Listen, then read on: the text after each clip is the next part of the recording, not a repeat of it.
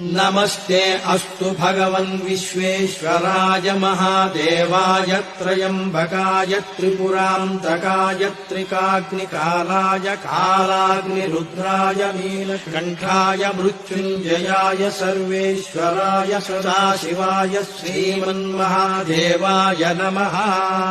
नमो हिरण्यवाहवे सेनान्ये दिशाम् च पतये नमो नमो वृक्षेभ्यो हरिकेशेभ्यः पशूनाम् पतये नमो नमः सस्पिञ्जराय द्विषीमते पथीनाम् पतये नमो नमो बभ्रुषाय व्याधिनेन्नानाम् पतये नमो नमो हरिकेशायोपवीतिने पुष्टानाम् पतये नमो नमो भवस्य हेत्यै जगताम् पतये नमो नमो रुद्राय ददाविने क्षेत्राणाम् पतये नमो नमः श्रुता